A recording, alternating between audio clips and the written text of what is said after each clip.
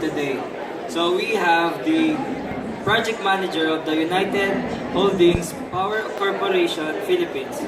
This talk will focus on their project spotlight, which is the Maladugao hydropower. So let's welcome Mr. Jocip Ebarle.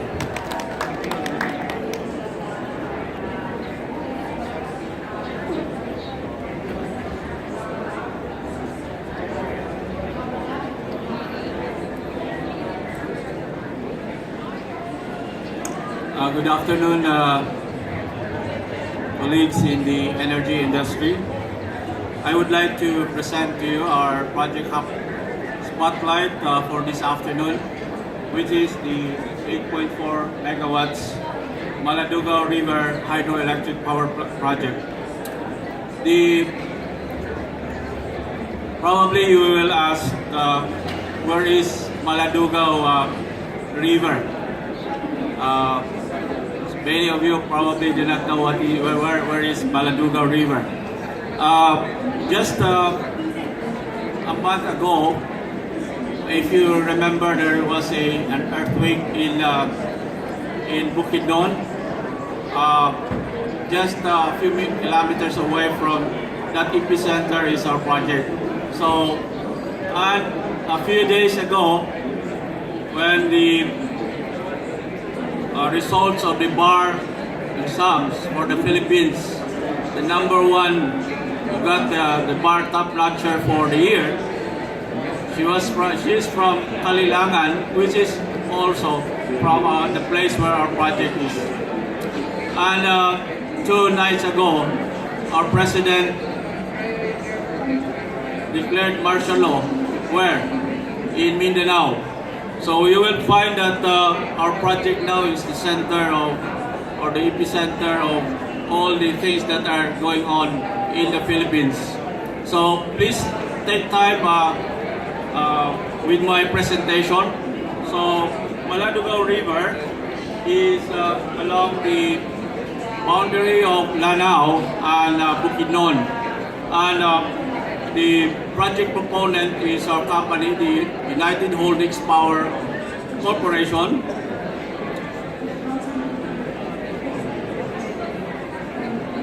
The UHPC Bukidnon Hydropower 1 Corporation.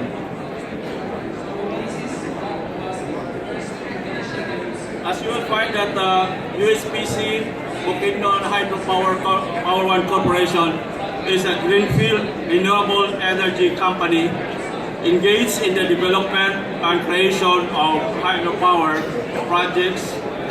Our main office is at 1032 Ed Samunius, Quezon City. The company is currently a registered renewable energy developer with the exclusive right to explore, develop, and utilize hydropower resources for the 8.4 megawatts Maladugao River hydropower plant pursuant to the Department of Energy's Hydropower Service Contract 2014-03-416.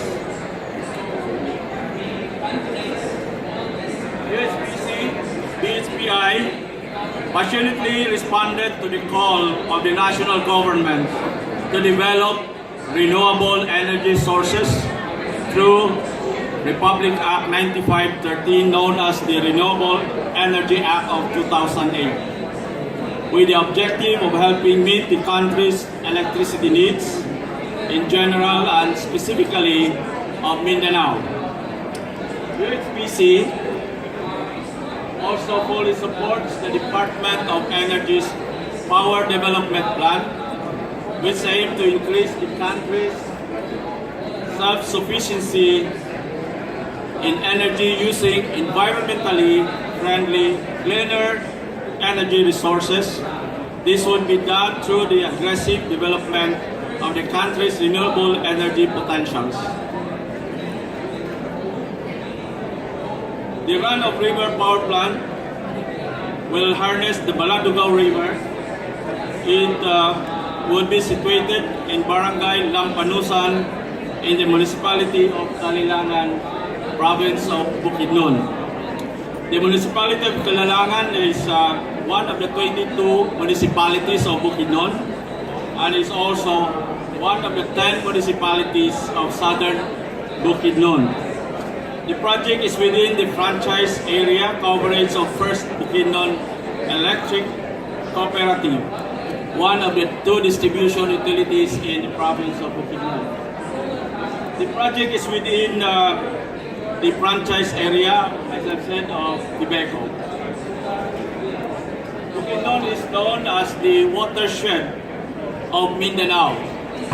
It is endowed with 6 major river systems, namely Ipulangi, Aguluhan, Cagayan, Anupali, Molita, and Gubunawan rivers. These rivers carve the landscape of the province, creating numerous canyons. Okay, so you will find here the map of our project location, which is in the province of Bukidnon. You will find here that Bukidnon is a very big province. If you cross Mindanao, you will cross along Bukidnon for 5 hours and you will still be in Bukidnon. So, passing through Cagayan, if you go through Cagayan de Oro or passing through Davao, if you take a road trip from Cagayan de Oro or from Davao, it will take you around 6 to 7 hours. And for 5 straight hours, you will be along Bukidnon.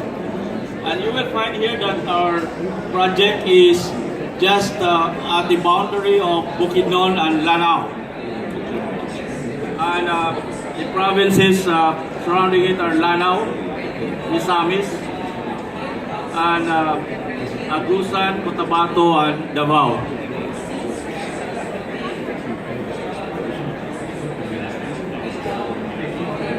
Okay, so if this is the river, this is the Maladugao River here, we will be constructing a weir that will divert the water from the main river, and it passes through the head race, going to the surge tank, to the bench tank, and then to the powerhouse. I will explain to you later how it works. So for a typical run-of-river hydropower plant, the run-of-river hydroelectric power plants use the natural water flow and gravity to generate electricity. A portion of a river is diverted downward through a pipeline or tunnel to power turbines and generate electricity. These plants produce reliable and sustainable energy and have minimal impact in the surrounding environment. So if this is the river here, actually this is the typical design that we have. This is the river. So we have the weir here, which diverts the water, and then along the banks of the river, we will be constructing a head race that will divert the water from the main river, and it passes through the surge tank. Then the surge tank goes to the pen tank with this pressurized water running through the turbines of the power plant, and the water again goes back to the river. So, as I've said, the main structures are the weir, which is actually a dam to store the water along the river, and then it will be a structure also that will divert the water from the main river.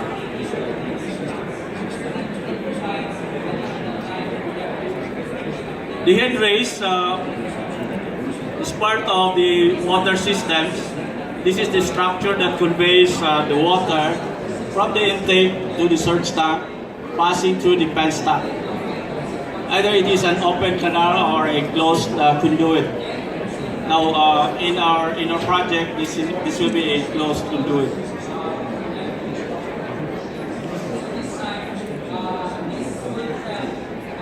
The part of our design is the surge tank. This is the structure that absorbs water hammer pressure that occurs at the penstock usually during immediate shutdowns or any abnormality in the system. This is a surge tank.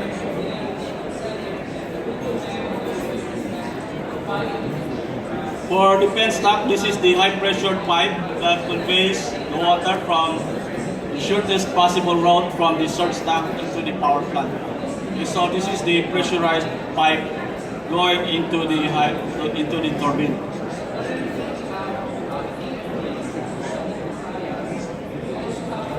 Okay, so this is our penstock, and our project has 3 turbines, so there will be 3 pipes going into the power plant. So the powerhouse,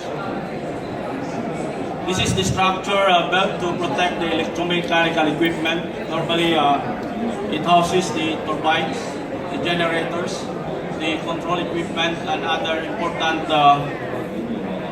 equipment in the powerhouse. So during a flood or any other weather hardships, this will also protect the equipment inside the power plant. Okay, so typically this is a turbine. Actually, our design is a Francis type turbine, so almost like this showed. Now, for a power plant, as you will know, we will go through some permits. We were given the service contract in 2014. We are now about to ground break, and so around 3 years of going through the permits. So number one, you have to get the hydropower service contract from the Department of Energy. Then you go through also from other government agencies, just like the Department of Environment and Natural Resources. You need to have environmental compliance certificate, the forest land use agreement, and the special land use permit, or the tree cutting permit, which is required before you can construct your power plant. We need also the water permit from the National Water Resources Board. And in the Energy Regulatory Board, we need to have a provisional authority or final authority of the price that we will be selling to our customer. In this case, we have already secured a power sales agreement with the First Bukidnon Electric Cooperative. And of course, the distribution utility, where you need to have a power sales agreement. And the Department of Agrarian Reform, which you need a land use conversion for the titled properties that will be affected by the project. And of course, the National Commission on Indigenous People, you need to, if your area affected has no indigenous people occupying, you need to have a certificate of non-overlap and a certificate of precondition for area with indigenous people. So this will take a long process. That is why a 3-year or 4-year period of getting all these permits is just a normal thing. Okay, so, and then you need also to have the detailed engineering design of the project, and the main component of the project is the civil works component. It includes the construction of the weir, the head race, the penstock, the powerhouse, and the tail race. And the second component is the electromechanical component, which includes the supply and installation of the turbines, the generator, and the control system, or especially the SCADA system. And the third component is, of course, the transmission line component, which includes the supply and installation of the transmission line, transformer, and the switchyard, which will connect the power plant to the either to the utility or to the main grid. I will show you a video clip of our project in order for you to fully appreciate the extent of our project.